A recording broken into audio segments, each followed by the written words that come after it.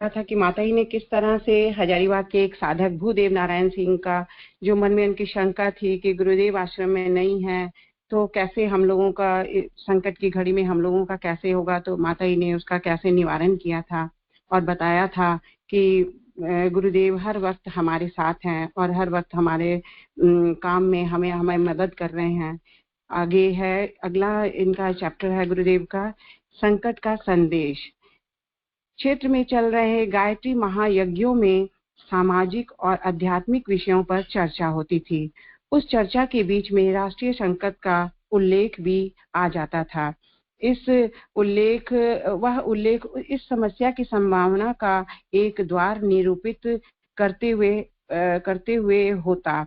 उस संभावना के अनुसार बांग्लादेश भारतीय धर्म परंपरा की जीत के रूप में मुक्त होता था। उस धर्म परंपरा की विजय जिसमें विभिन्न साधना पद्धतियों और संप्रदायों का अस्तित्व स्वीकार किया गया है। मथुरा में उन दिनों चल रहे प्रशिक्षण सत्रों में भी कार्यकर्ताओं को इस बारे में निर्देश दिए जाते थे। ये निर्देश गुरुदेव की वाणी से मिलते थे। विदाई सम्मेलन के बाद 10 दिन तक शांति कुंज में रहते हुए गुरुदेव ने ये प्रवचन टेप कराए थे। उस प्रवचनों में स्पष्ट कहा गया था कि निकट भविष्य में भारत एक महाशक्ति के रूप में उभरेगा।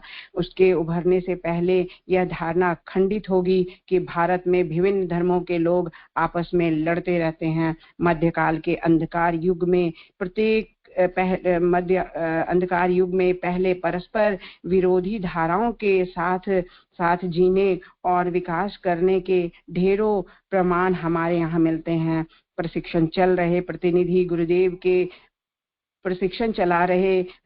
गुरुदेव के इस संदेश का सामयिक विवेचन करते। उस विवेचन में एक बार किसी कार्यकर्ता ने विभाजन के समय का एक प्रसंग याद किया। उन दिनों धर्म के आधार पर भारत पाक बंटवारे की चर्चा चल रही थी। जिन्ना अपनी बात पर अड़े हुए थे। नेहरू के समझाने और माउंटबेटन के दबाव डालने के बावजूद वह टस से मस नहीं हो रहे थे। महात्मा गांधी ने कह दिया था कि पाकिस्तान मेरी लाश पे बनेगा, जीते जी मैं इसे कभी स्वीकार नहीं करूंगा। जिन्ना की हठ धर्मिता के आगे किसी की ना चली। पाकिस्तान बनने के बाद महात्मा गांधी की हत्या इस कसम को भी जैसे सही साबित कर रहा था। पाकिस्तान बनना तय हो गया तब चक्रवर्ती गोपालाचारी ने जिन्ना से कहा कि जिस दिशा में तुम जा रहे हो वह देर सवेर तुम्हारे पाकिस्तान को भी खंडित कर देगा। तुम एक नहीं 2 पाकिस्तान मांग रहे हो। गुरुदेव के संदेश और उनकी व्याख्याओं का आशय यह था कि अलगाव और विखंडन की वजह धर्म नहीं राजनीतिक महत्वाकांक्षा है। भारतीय धर्म परंपरा एक बार फिर जीवंत सिद्ध होगी और उपमहाद्वीप अनेकता में एकता और विशेषता के साथ एक बार फिर विश्व शक्ति बनेगा। महायज्ञ सम्मेलनों में यथा अवसर इन प्रेरणाओं का पुट दिया जाता। शांति कुंज आने वाले साधक की संख्या बढ़ने लगी। 25-30 लोग पहले ही आ जाया करते थे, अब यह संख्या दुगनी हो गई थी। किसी दिन 80-90 लोग भी आ जाते। आगंतुकों में पुराने लोग भी होते। नए साधक कहीं ज्यादा रहते थे। ये वे लोग थे जो उन दिनों चल रहे यज्ञ सम्मेलनों के दौरान संपर्क में आए थे। उन लोगों ने गुरुदेव को नहीं देखा था। यह सुनकर वे रोमांचित होते थे कि किसी संगठन का नायक सब कुछ छोड़कर अज्ञात स्थान पर चला गया है, वह भी उस दौर में जब संगठन लोकप्रिय हो रहा है। ये लोग मथुरा होते हुए शांति कुंज जाते। माताजी से भेंट संपर्क करने के लिए एक अवधि निश्चित थी, लेकिन साधक उनकी उपस्थिति को प्रतिपल अनुभव करते। सुबह उषः पान, संध्या आरती, भोजन आदि के बाद साधक आपस में घूमने निकल जाते। आश्रम परिसर में ही रहने का प्रतिबंध नहीं था, लेकिन यहाँ आने के बाद साधक एक बार माताजी से जरूर मिलते थे। उनसे मिलने और अपना कार्यक्रम बताने के बाद ही परिसर से बाहर निकलते थे।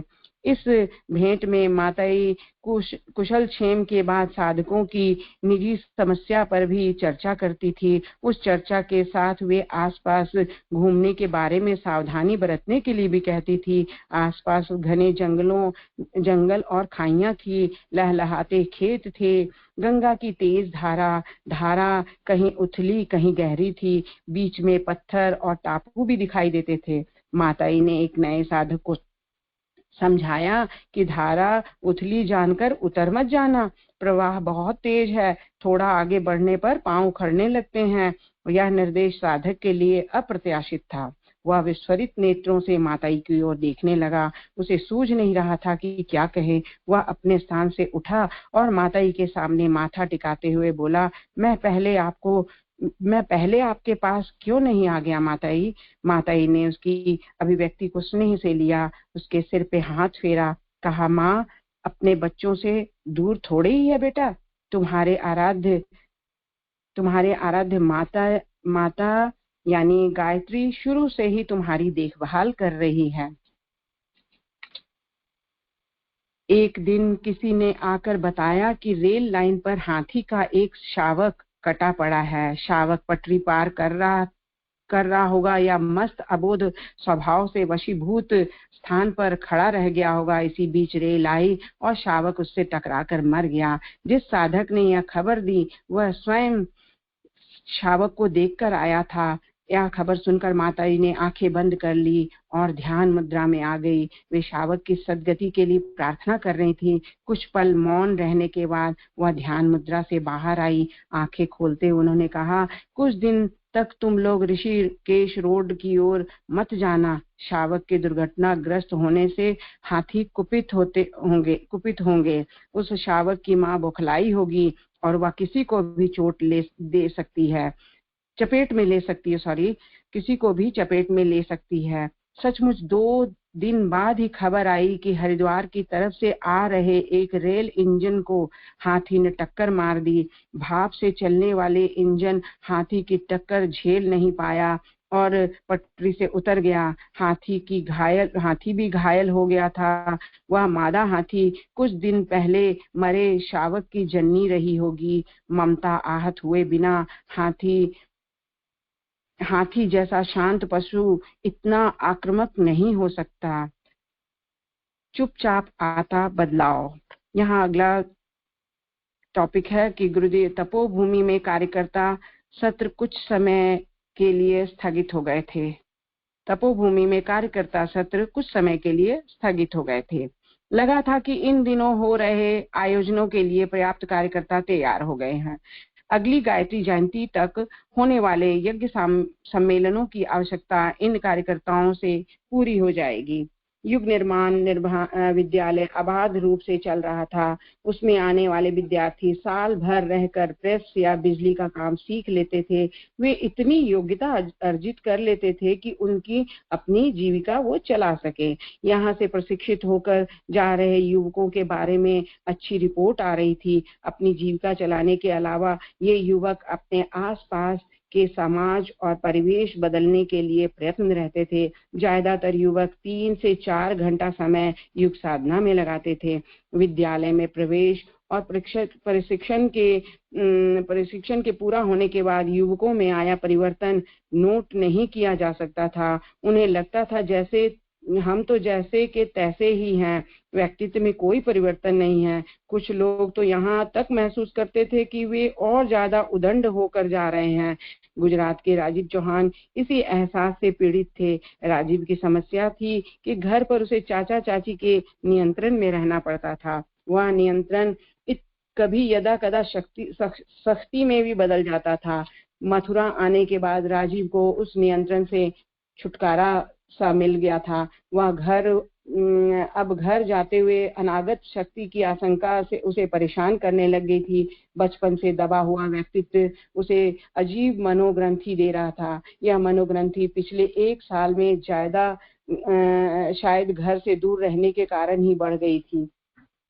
राजीव के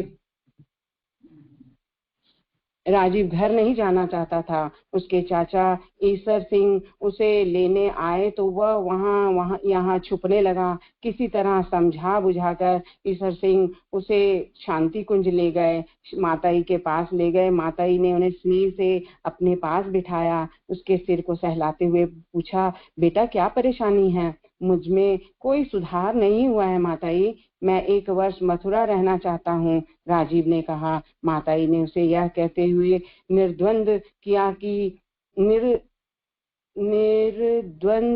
कि एक क्यों 2 वर्ष रहो, 10 साल रहो, तुम्हारे माता पिता का घर है।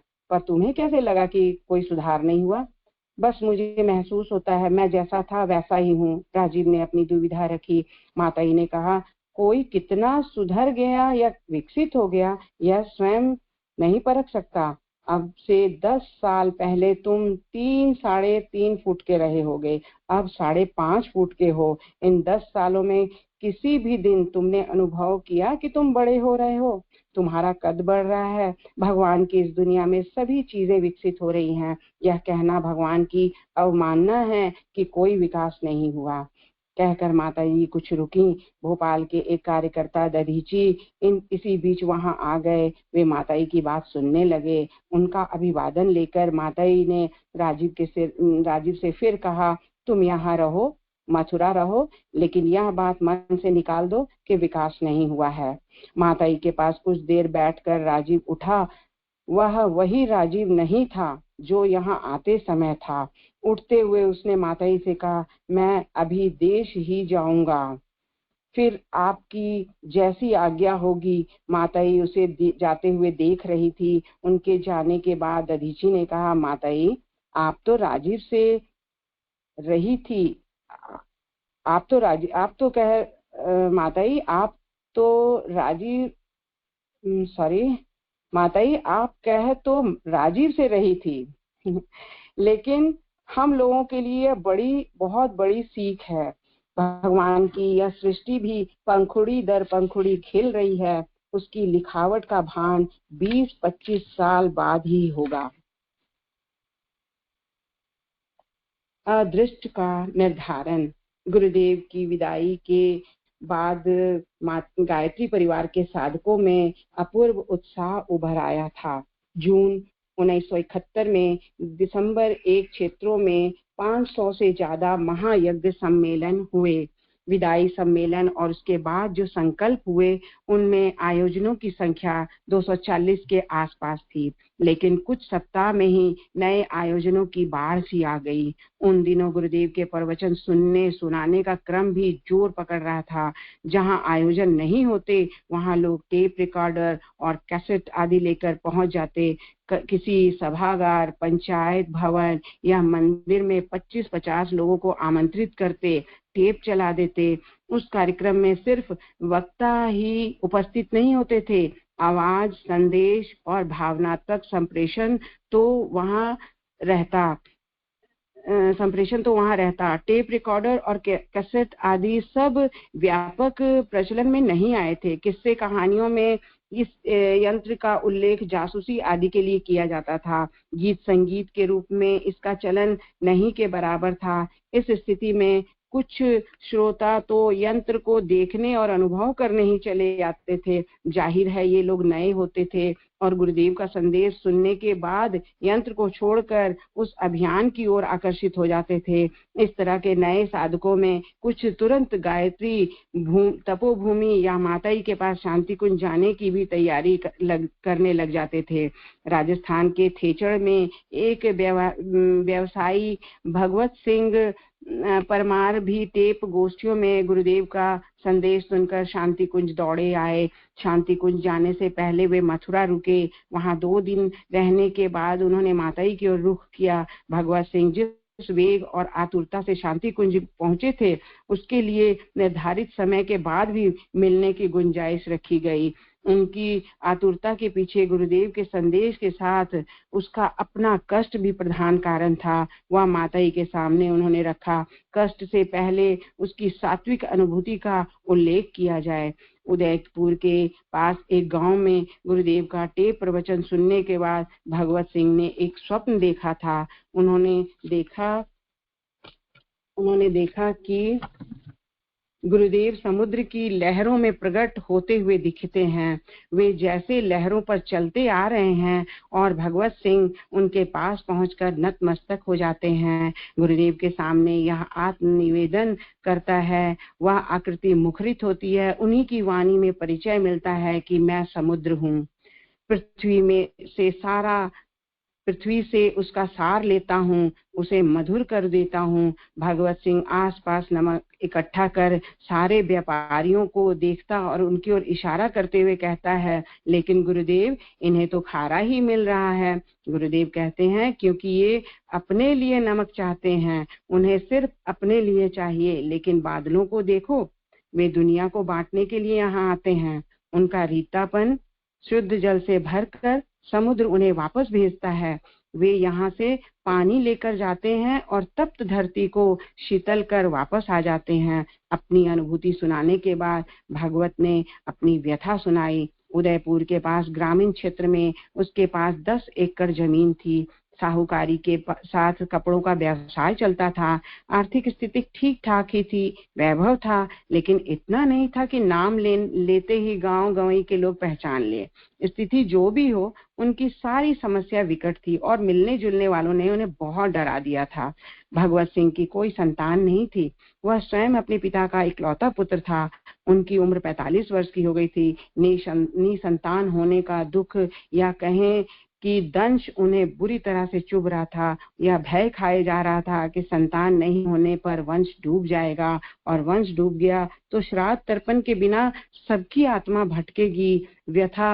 अपनी व्यथा कहते हुए भगवत सिंह फूट फूट कर रोने लगा। फिर उसे अपने स्वप्न की इस समस्या से जोड़कर कहने लगा, माताई, मुझे लगता है कि गुरुदेव मुझे आशीर्वाद दे रहे हैं। वे मुझे सांत्वना देने के लिए आ रहे हैं और शायद कह रहे हैं कि समाज की सेवा कर। माताई ने भगवत सिंह का सिर थपथपाया और कहा, गुरुदेव का अनुग्रह सब पर बरस रहा है बेटा, तुम भी उनकी कृपा में ही हो। मैं भी तुम्हारी समस्या के लिए प्रार्थना करूंगी। वह थोड़ा आश्वस्त हुए, फिर कहने लगे, समाज के लिए काम करने की बात मेरे मन में आती है। हमारे इलाके में गायों के चारे पानी का बंदोबस्त ठीक नहीं है। लेकिन लोग गाय पालते तो हैं, लेकिन दूध दूकर उन्हें खुला छोड़ देते हैं। मेरा मन है कि गौशाला बनाऊं। माताजी ने कहा, अच्छा काम है बेटा, लेकिन गौशाला में ऐसी गायों को रखना जिनकी देखभाल करने वाला कोई ना हो। लोग बूढ़ी, बीमार और दूध नहीं देने वाली गायों को उपेक्षित छोड़ देते हैं। दूसरे की पालतू गायों की सेवा की बजाय इन गायों पर ध्यान देना। जो लोग अपनी गायों को यूं ही छोड़ देते हैं, उन्हें तो सजा मिलनी ही चाहिए। कहकर माताजी रुकी। भगवत सिंह उनकी बात गौर से सुन रहे थे। उनकी भंगिमा देखकर लगा कि उसे अभी कुछ सुनने की आश है। माताजी कहकर चुप हो गई। भगवत सिंह से रहा नहीं गया। उसने पूछा, कुछ भी करना चाहिए माताजी? इतना ही काफी है बेटा। गौ माता की सेवा से तुम्हारे मन को शांति मिलेगी। कुछ करने का मन हो तो गौशाला के साथ ज्ञान मंदिर बना लेना। वहाँ साहित्य रखना। लोग उस साहित्य को पढ़कर अपना जीवन धन्य करेंगे। ज्ञान मंदिर के साथ यज्ञ, हवन और आरती की व्यवस्था भी कर सकते हो। भगवत सिंह कुछ देर शांत बैठा रहा, फिर प्रणाम करके उठ गया। उसके उठने और प्रणाम करने और जाने से रंग ढंग से साफ लग रहा था कि वह अपने गांव जाकर कुछ करेगा। वापस आने के कोई महीने भर बाद उसने अपने प्रयासों की रिपोर्ट भेजी। खेचड़ में गौशाला और ज्ञान मंदिर शुरू हो चुका था। लोग आने लगे थे। साहित्य ले जाते, पढ़कर वापस जाते, नई किताबें ले जाते। गुरुदेव के टेप प्रवचन और युग संगीत की ज्ञान मंदिर की दिनचर्या में शामिल कर लिए गए थे। टेप प्रवचनों और गोष्ठियों और व्यक्तिगत संपर्क में आकर प्रभावित लोग शांति कुंज भी पहुंचने लगे थे। वे समयदानी कार्यकर्ता, पुराने साधक और यज्ञ सम्मेलनों में प्रभावित विचारशील व्यक्तियों की संख्या इनमें अलग ही थी। निजी समस्याओं और कष्ट कठिनाइयों से पीड़ित लोग अपनी बात भी कहते और क्षेत्र में काम करने के लिए परामर्श भी करते। माताई उनकी निजी समस्याओं पर भी ध्यान देती थी, ज्यादा ध्यान देती थी। युग साधना का पर कम जोर देती थी। आगंतुकों में स्वाभाविक ही गुरुदेव के बारे में जानने की उत्सुकता होती थी। वे माताई से पूछते कि गुरुदेव कहाँ हैं, कभी वापस आएंगे या नहीं, आपको उनका संदेश मिलता है या नहीं। इस तरह की जिज्ञासाओं का माताई के पास कोई समाधान नहीं था। उनका सहज उत्तर यही होता कि गुरुदेव अज्ञातवास में हैं। अज्ञातवास का अर्थ है कि उनके बारे में किसी को कुछ मालूम नहीं है। संपर्क का उपाय। आतुर और व्यग्र साधकों को इसमें संतोष नहीं होता था। वे पूछते रहते थे कि गुरुदेव के संपर्क का कोई उपाय होना चाहिए। उनसे प्रत्यक्ष संपर्क भले ना हो, उनकी चेतना से तो संपर्क हो सकता है।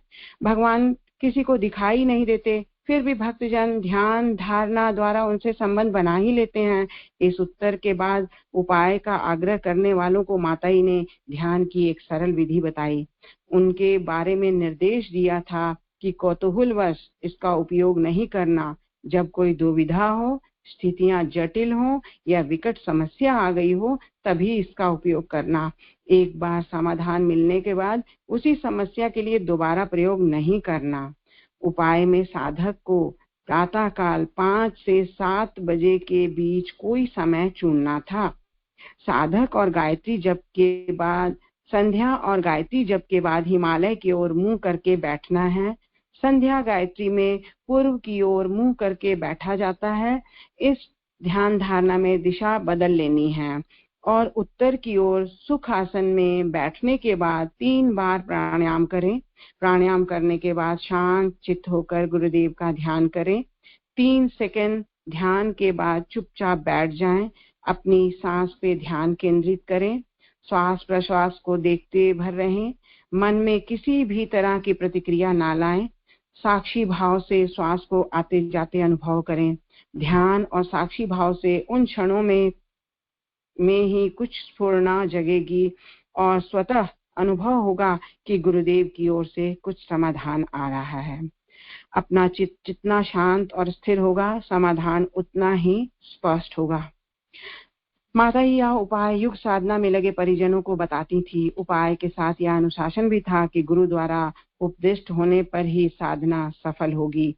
कहना ना होगा कि उस समय माता ही गुरुदेव का प्रतिनिधित्व कर रही थी। दूसरा अनुशासन निजी या लौकिक लाभों के लिए उपाय को प्रयोग में नहीं लाना है। निजी जीवन में कोई ऐसी समस्या आ गई हो और सभी प्रयास विफल हो गए हों, उस स्थिति में कभी कभार यह उपाय का सहारा लिया जा सकता है। अन्यथा यह उपाय केवल और केवल युग साधना तथा आत्म विकास में आ रही अड़चनों के लिए ही काम में लेना है। हिमालय प्रदेश में शिमला के पास किसी गांव में खबर आई कि वहां चंदना नामक एक महिला को गायत्री की सवारी आती है। वह रविवार की सुबह बैठक लगाती है, धूप जलाती है और झूमने लगती है। आसपास बैठे लोग गायत्री माता की जय का नारा लगाते हैं, फिर आरती गाते हैं। इस अवधि में चंदन उठकर नाचने और झूमते हुए चारों तरफ दौड़ने लगती है। आरती पूरी होने के बाद वो कमरे में बिछी चौकी पर बैठ जाती है। सामने बैठे लोग एक एक कर उसके सामने जाते हैं, अपनी इच्छाएं और समस्याएं बताते हैं। चंदना उन लोगों को जवाब और समाधान बताती। समाधानों में व्रत, उपवास, 5 या 7 चौकियों तक यहाँ आने हाजिरी लगाने और भेंट पूजा चढ़ाने के लिए कहा जाता। चौकी में आए लोग पहली बार भी अपनी शक्ति सामर्थ्य के अनुसार भेंट पूजा लाते। इस तरह चंदना का धंधा चल रहा था। हर रविवार को वहाँ 15-20 लोग पहुंचने लगे। सूचना मिली कि जाने वालों की संख्या धीरे धीरे अब कम होने लगी थी। उस क्षेत्र के साधकों का शांति कुंज में आना जाना था। माताई को इस बारे में बताया गया। साधकों की दुविधा यह थी कि लोग चंदना के बारे में उनसे पूछते हैं, चौकी के बारे में तरह तरह के सवाल करते हैं। क्या सचमुच गायत्री माता की सवारी आती है? आप लोग भी गायत्री उपासक हैं, आपको भी उसके भाव आते हैं क्या? दुर्गा, लक्ष्मी, सरस्वती आदि देवियों की चौकी नहीं लगाती हैं, गायत्री ही क्यों लगाती है? आसपास के साधकों से इन प्रश्नों का उत्तर देते नहीं बनता था। अगर कहें कि चौकी लग जाती है तो चंदना की गतिविधियों को समर्थन मिलता है, और मना करें तो संकोच होता है कि पता नहीं चंदना सही हो। कुछ साधकों ने चंदना का विरोध भी करना शुरू कर दिया, लेकिन उनका कोई असर नहीं हुआ। साधकों ने माताई के सामने अपनी समस्या रखी। सुनकर माताई हंसी, फिर कहा कि इस तरह की घटनाओं से परेशान नहीं होना चाहिए। कुछ समय बीतने पर इस तरह की चौकियां, सवारियां या भाव अपने आप शांत हो जाते हैं। कुछ और जगहों से भी गायत्री माता की चौकी और गुरुदेव के आवेश की सूचनाएं मिलने लगी। उन सूचनाओं पर माताई कभी ध्यान नहीं देती थी। सुनकर वे हंस देती थी। अनुरोध होने लगा कि माताई अपनी ओर से इन तरह की प्रवृत्तियों का खंडन करें, उन्हें प्रताड़ित करें। कुछ कार्यकर्ताओं ने पत्र भी लिखे कि पत्रिकाओं में एक सूचना भी छाप दी जाए कि ऐसा प्रयास अनैतिक और पापपूर्ण है, उन्हें मान्यता नहीं दी जाए। परिजन इन प्रयत्नों को नकारें। माताई ने उन साधकों को पत्र से ही उत्तर दिया और कहा कि उपेक्षा ही पर्याप्त है। महाराष्ट्र से आवेश और चौकी की शिकायत लेकर आठवले, विष्णु जोशी और विट्ठल भाई आदि साधकों ने माताई के सामने हठ ही कर लिया। वे कहने लगे कि जब तक इस तरह की प्रवृत्तियों को निरस्त करने के लिए ठोस कदम नहीं उठाए जाएंगे, वे वापस नहीं जाएंगे। इन घटनाओं के कारण क्षेत्र में काम करने में अड़चन आती है। माताई ने उनके हठ और तर्क को महत्व दिया, लेकिन वे किसी तरह के प्रतिकार को आवश्यक नहीं मान रही थी। उन्होंने कार्यकर्ताओं को समझाया कि आजादी की लड़ाई के समय जब सत्याग्रह आंदोलन चरम पर था, तब जानते हैं क्या हुआ? बिहार में कुछ लोगों ने महात्मा गांधी जी का मंदिर बना लिया, उनकी मूर्ति लगा दी, पूजा पाठ करने लगे। गांधी जी को इस बात की खबर लगी तो वे थोड़े हैरान जरूर हुए, लेकिन उन्होंने मंदिर बनाने वालों को कोसने के बजाय सिर्फ यही कहा कि वे लोग नादान हैं। पानी में उठे बुलबुले की तरह उनका काम अपने आप बुझ जाता है, और सचमुच स्थानीय लोगों के असहयोग उपहास से वह मंदिर कुछ ही दिनों में उजड़ गया।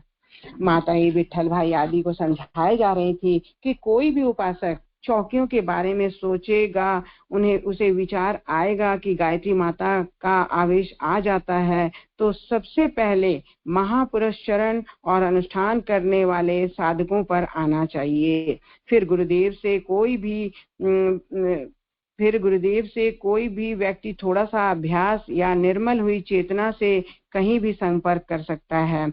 उसके लिए चौकी लगाने की जरूरत नहीं है। ये हरकतें बरसाती खरपतवार की तरह अपने आप सूख जाती हैं।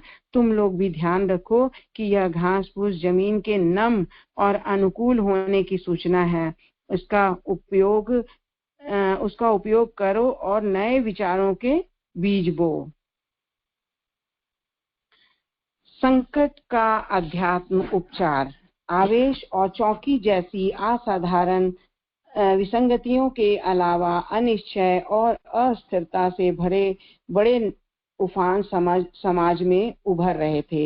ये उफान मामूली अंधविश्वासों की तुलना में 1000 गुना ज्यादा भीषण थे। इस भीषण भयावह से चिंतित लोग भी शांति कुंज आ रहे थे। ऐसा ही विकट उफान 1971 के आखिरी दिनों में भारत पाक सीमा पर उठ रहा था। उस उफान से चिंतित केंद्र सरकार के एक प्रतिनिधि KS अय्यर शांति कुंज आए। उस समय सीमा पर युद्ध छिड़ गया था। 6 महीने पहले सीमा पार से आ रही शरणार्थियों की बाढ़ ने भारत के सामने एक अलग तरह की समस्या पहले ही विकट रूप में खड़ी कर रखी थी। युद्ध ने इस जटिल स्थिति को और भी जटिल बना दिया था। इधर अंतर्राष्ट्रीय जगत में भारत के साथ कम ही देश खड़े दिखाई दे रहे थे, ज्यादातर विरुद्ध ही थे।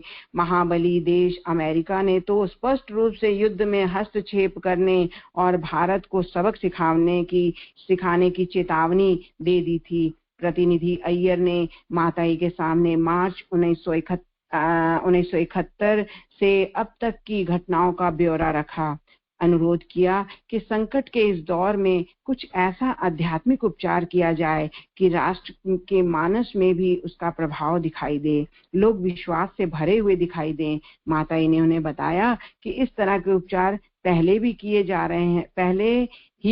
जा रहे हैं, उनका प्रभाव भी हुआ है। यह सुनकर प्रतिनिधि जानने की मुद्रा में माताई की ओर देखने लगे। माताई ने उनके भाव समझे और कहा कि अश्विन नवरात्रियों यानी सितंबर में गुरुदेव के निर्देश पर परिजनों ने विशिष्ट साधनाएं की थी। उन्होंने स्वयं ही सूक्ष्म जगत में हस्तक्षेप किया और आप भी जानते हैं कि इसके बाद भारतीय नेतृत्व में आत्मविश्वास का भाव हिलोरे लेने लगा था। के.एस. अय्यर ने अपने स्मृति में तिथि क्रम को उल्टा पुल्टा उन्हें याद आया कि नवरात्रियों के बाद भारत के प्रधानमंत्री इंदिरा गांधी ने बीबीसी के एक प्रसारण में गर्जना सी की थी। उन्होंने कहा था कि दूसरे देश क्या सोचते हैं या हमसे क्या करवाना चाहते हैं, इसकी हमें जरा भी चिंता नहीं है। हम अच्छी तरह जानते हैं कि हम क्या करना चाहते हैं। यह भी कि हम क्या करने जा रहे हैं। कोई देश हमारी मदद करना चाहे तो स्वागत है और अगर नहीं मिले तो कोई परेशानी नहीं है। अय्यर को लगा कि यह घोषणा जीवंत हो उठी है। इसी बोध के बाद उन्होंने माताई से कहा कि गायत्री परिवार के साधकों की तरह मैं भी निश्चिंत हूँ। उन्हीं ने बताया कि संकट की इस घड़ी में केंद्रीय नेतृत्व सीमा पर मोर्चाबंदी और आंतरिक सुरक्षा के सभी उपाय करने के साथ अध्यात्म उपचारों के लिए भी प्रयत्नशील हैं। मुझे यहाँ इसलिए भेजा गया है। माताई ने उन्हें यह कहते हुए विदा किया कि कार्यालय में गुरुदेव की घोषणाएं सहेज कर रखी हुई हैं, आप उन्हें देखते हुए जाएं। अय्यर ने कहा कि इसकी आवश्यकता नहीं है। मैं अखंड ज्योति पढ़ता हूँ और जानता हूँ कि गुरुदेव मनुष्य में देवत्व और पृथ्वी पर दिव्य वातावरण रचने के लिए ही गए हुए हैं। भारत का भविष्य उज्जवल है। सॉरी। युद्ध 11 दिन तक चला। इन 11 दिनों में अमेरिकी सरकार ने हस्तक्षेप की योजना बनाई, उसके लिए पहल भी कर दी। अमेरिका के तत्कालीन विदेश मंत्री हेनरी किसिंगर के शब्दों में राष्ट्रपति निक्सन बांग्लादेश की जनता को जीतते हुए नहीं देखना चाहते थे। इसके लिए वे पहल करने को भी तैयार थे। अमेरिका ने भारत को आक्रमणकारी घोषित कर दिया और सभी तरह की आर्थिक मदद बंद कर दी। संयुक्त राष्ट्र सुरक्षा परिषद में हस्तक्षेप और दोनों सेनाओं के तुरंत वापस होने का प्रस्ताव रखा। उन प्रस्तावों को सोवियत संघ ने वीटो कर दिया। इस पहल के तहत हताशा की स्थिति में निक्सन प्रशासन ने सैनिकों और हस्तक्षेप की तैयारी की। अमेरिकी राष्ट्रपति ने 7वें बेड़े को बंगाल की खाड़ी में कूच करने का आदेश दिया। इस बेड़े का नेतृत्व परमाणु बम से लैस वायुयान वाहक यूएसए एंटरप्राइज कर रहा था। बेड़ा 9 दिसंबर 1971 को बंगाल की खाड़ी के लिए रवाना हुआ। उसकी मारक क्षमता के बारे में जानकर लोगों को लगने लगा कि युद्ध में बाजी उलट सकती है। सचमुच बेड़े के आगे टिके रहना उस समय की किसी भी सेना के वश में नहीं था। खबरें आ रही थी कि बेड़ा आज बंगाल की खाड़ी से इतने किलोमीटर दूर है, अगले दिन उसके खाड़ी में प्रवेश होने का समय है। इससे अगले दिन हवाई हमलों के भी अब शुरू हो जाने के अनुसार अनुमान प्रकाशित होने लगे थे। इसी बीच स्थितियों ने अचानक नाटकीय मोड़ लिया। दुनिया में किसी भी युद्ध के इतिहास में ऐसा क्षण पहले नहीं आए होंगे। हमले के निश्चित संभावनाएं अचानक ही उलट गई और बढ़े हुए कदम वापस ले लिए गए। 7वें बेड़े के आज कल और कुछ घंटे बाद ही सक्रिय हस्तक्षेप के समाचार आने थम गए और अगले दिन अचानक पता चला कि 7वें बेड़े ने अपनी दिशा बदल ली है। वह वापस जा रहा है। संभवतः यह गीता जयंती के आसपास के दिन थे। अमेरिकी राष्ट्रपति ने बेड़े को वापस रुख करने का आदेश दिया। किस परिस्थितियों में दिया, यह आज भी रहस्य बना हुआ है। 20 साल बाद किसी भी स्तर पर किसी किए गए फैसलों को सार्वजनिक कर देने वाले देश के इस निर्णय का रहस्य अभी तक उजागर नहीं हुआ है। उन दिनों समाचार माध्यम आज की तरह तेज और सक्षम नहीं थे। सामरिक घटनाओं की जानकारी और स्रोत सरकारी विज्ञप्तियां या सैनिक घोषणाएं भी होती थी। बेड़ों की वापसी की खबर आने में समय लगा और उसका कारण तो अभी भी अज्ञात ही है। उन स्थितियों में कुछ साधकों ने विचित्र अनुभव किए। अखबारों में तब युद्ध की गतिविधियों के समाचार आ रहे थे। 7वें बेड़े के कूच करने के साथ ही उनकी क्षमता और हस्तक्षेप के बाद युद्ध के परिणामों की कयासबाजियां भी छप रही थी। उन दिनों राजनांदगांव मध्य प्रदेश के एक साधक ललित कुमार साहू ने प्रातःकालीन संध्या के समय ध्यान में एक अद्भुत दृश्य देखा। यह दृश्य उन्हें बाद में स्वप्न में भी दिखाई दिया। दृश्य में एक विराट जहाज और उसके आसपास सैकड़ों नौकाएं तैरती दिखाई दे रही हैं। जहाज पर विमान भेदी तोपें और युद्धक विमान भी लदे हुए हैं। वह बेड़ा तेज गति से भारतीय तट की ओर आ रहा है। स्पष्ट दिखाई दे रहा था कि बेड़ा रामेश्वरम की सिद्ध में आ रहा है। अचानक समुद्र की छाती को चीरता हुआ एक विशाल हाथ निकलता है और उस हाथ की मुट्ठी तनी हुई है। लहरों से उभरकर हाथ आकाश की ऊंचाइयों तक उठता है और पंजा खुलने लगता है। वह पंजा हवाई बेड़े को आवृत करने लगता है, बेड़े पर छा जाता है, उन्हें तोड़ता हुआ मरोड़ता हुआ वापस समुद्र के गर्भ में समा जाता है। रामेश्वर के सामने जहां बेड़ा धड़धड़ाता हुआ आगे बढ़ रहा था, वहां अब उसके अवशेष बचे हुए थे। इस अनुभूति के साथ ध्यान पूरा हुआ। रात स्वप्न में भी यह दृश्य दिखाई देता है और नींद खुलती है तो अपूर्व शांति की अनुभूति होती है। पूरे दिन शांति प्रतीत होती है।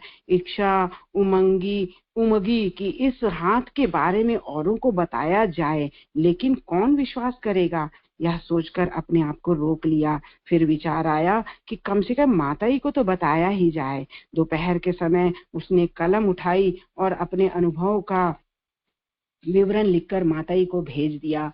2 या 3 दिन के बाद ही रेडियो पर समाचार सुना कि 7वां बेड़ा बंगाल की खाड़ी में प्रवेश से पहले ही वापस मुड़ गया है।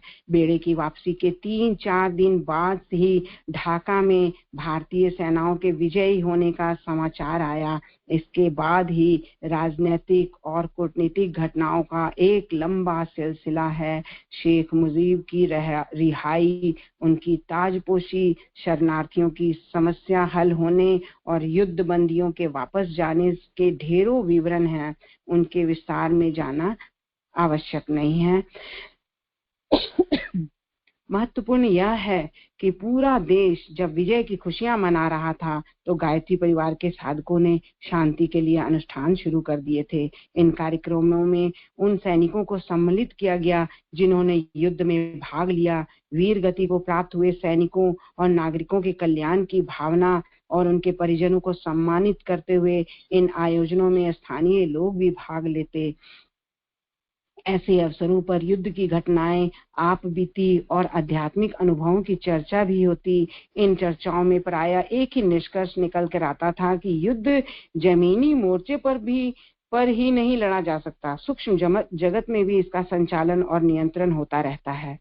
यह भी प्रकट तौर पर युद्ध भले ही बांग्लादेश के अलग होने के रूप में दिखाई देता हो, लेकिन आगे चलकर यह 1947 की भूल सुधारने के रूप में दिखाई देगा। आजादी के समय विभाजित हुआ भारत भारत देश वापस एक होगा। भले ही 40, 50 या 100, 125 साल लगे, लेकिन भारतीय उपमहाद्वीप के एक सूत्र में बंधने के रूप में उसकी नियति चरितार्थ होगी। इन चर्चाओं के साथ गुरुदेव के दिए संदेशों और आश्वासनों की भी स्वाभाविक ही चर्चा होती थी। पंचाक्षरी मंत्र और नाम। दिसंबर 1971 बीतने तक क्षेत्र में गायत्री महायज्ञों और सम्मेलनों का वेग थमने लगा था। बसंत पंचमी करीब आ गई थी। साधक उसकी तैयारी में जुट गए थे। यह पहली बसंत पंचमी थी जिसमें गुरुदेव में से संपर्क नहीं हो सकता था, कम से कम उस तरह से तो कतई नहीं जैसा कि पिछले बसंत उत्सवों पर होता था। यद्यपि सभी साधक बसंत पंचमी पर उनके साथ नहीं होते थे, फिर भी उनका संदेश पत्र, कुछ नहीं तो गुरुदेव के मथुरा में उनके रहने का बोध भी प्रत्यक्ष संपर्क का आभास दे जाता था। इस बार ऐसी कोई संभावना नहीं थी।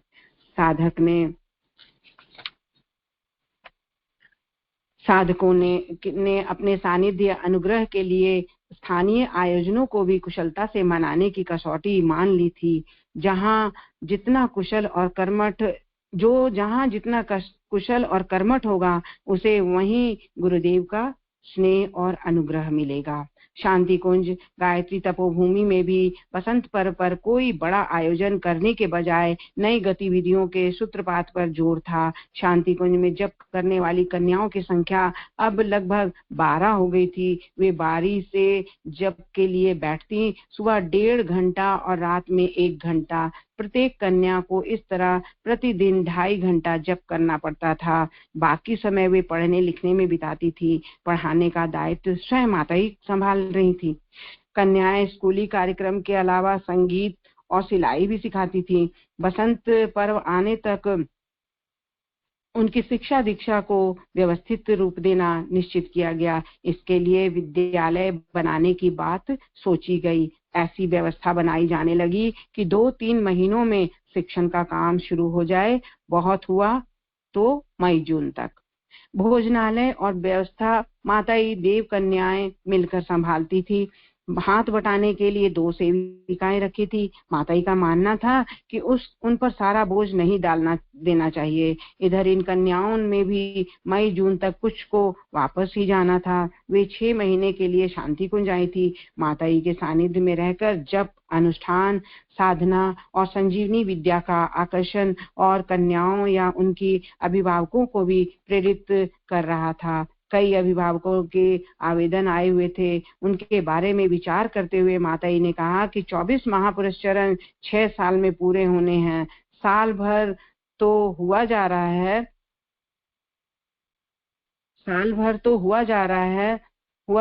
था। अब 5 वर्ष का समय और शेष है। अच्छा हो कि जो भी कन्याएं आए वे कम से कम 5 वर्ष तो यहाँ रहे ही। इस अवधि में व्यक्तिगत रूप से वे स्वयं भी कम से कम 3 महापुरुष चरण कर लेंगी।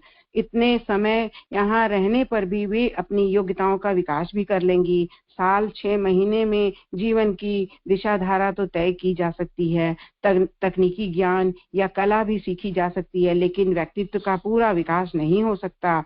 देव कन्याओं के तौर पर आना चाह रही लड़कियां, उनके अभिभावकों को यह बात बता दी गई। देव भोजनालय की व्यवस्था के सहयोग के लिए सेविका की बात अखंड ज्योति में छपी। उससे पहले भी छत्तीसगढ़ क्षेत्र की 2 महिलाएं शांति कुंज में आई। दरअसल वे क्षेत्र के किसी कार्यकर्ता के साथ माताई से मिलने आई थी। माताई ने उन कार्यकर्ताओं को भोजनालय की आवश्यकता के बारे में बताया। 2 महिलाएं चाहिए, सेवा भावी हों और आश्रम के अनुशासन नियमों का लगन से निभा सकें। इस चर्चा के बीच में ही उन महिलाओं ने कहा कि हम यह काम करेंगी। अचानक ही कहा था, इसलिए पहली बार वे ध्यान नहीं दिया, लेकिन वे बार बार कहने लगी। अपनी बात में वजन पैदा करने के लिए उन्होंने यह भी कहा कि हम पढ़ी लिखी नहीं हैं, इसलिए आप हमें सेवा का मौका नहीं दे रही हैं। हम लोग तो सोच कर ही आई थी कि पहले किसी तरह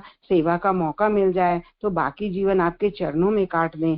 पढ़ा लिखा नहीं होने की बात जिस कातर भाव से कही, उससे माताई को तरस आया। उन्होंने कहा, सेवा के लिए किसी क्षेत्र में शिक्षा या ज्यादा लगन निष्ठा जरूरी है। उन्होंने कहा कि सेवा के किसी भी क्षेत्र में शिक्षा से ज्यादा लगन और निष्ठा जरूरी है। बेटी, तुम लोग 2 सप्ताह यहाँ रुको, काम करना अच्छा लगे, तुम्हारा मन लग जाए तो आगे के बारे में सोचेंगे। उन्हें साथ लेकर आए कार्यकर्ता ने भी बताया कि इन महिलाओं ने गुरुदेव से गायत्री मंत्र की दीक्षा ली थी। उन्होंने दीक्षा के समय कहा था कि पूरे गायत्री मंत्र का उच्चारण करना हमारे लिए संभव नहीं है। तब गुरुदेव ने कहा था कि पंचाक्षरी का जप कर लेना, यानी ओम भूर्भुवः स्वः, उससे भी जप की आवश्यकता पूरी हो जाएगी। उन महिलाओं से पंचाक्षरी का उच्चारण भी नहीं हो पाया था। तब गुरुदेव ने राम नाम की तरह गायत्री जपने के लिए कह दिया था। यह शर्त भी जोड़ दी थी, जप के साथ विद्या का भी अभ्यास करते चलना। घर में या आसपास कोई पढ़ा लिखा व्यक्ति हो तो उससे अक्षर ज्ञान भी पढ़ने की आदत डालनी है। गायत्री मंत्र का संपूर्ण जप किया जाए तभी उद्धार होगा। पंचाक्षरी और गायत्री नाम का जप तो ग्लूकोज और विटामिन की तरह है। कार्यकर्ता मनोहारी ढंग से बता रहे थे। ग्लूकोज और विटामिन की तरह सुनकर माताई को हंसी आ गई। उन्हीं कार्यकर्ता ने कहा कि गुरुदेव के निर्देश को गांठ बांधकर इन महिलाओं ने शाम के वक्त चलने वाली प्रौढ़ पाठशाला में जाना शुरू किया। प्रौढ़ पाठशाला गायत्री परिवार के स्थानीय कार्यकर्ता ही चलाते थे। उनमें 4-5 लोगों से ज्यादा कभी भी नहीं आए, लेकिन जो आए वे रामचरितमानस का पाठ करना तो सीख ही गए। इन महिलाओं ने भी गायत्री मंत्र के उच्चारण करने और मानस पढ़ने जितना अभ्यास कर लिया था। यह विवरण जानकर उन महिलाओं को आश्रम में रख लिया गया। मेरे ख्याल से 10 मिनट बचे हैं, यहीं पे मैं बंद करूंगी। रोक रही हूँ अपना पढ़ना। सभी को प्रणाम। जय गुरुदेव। जय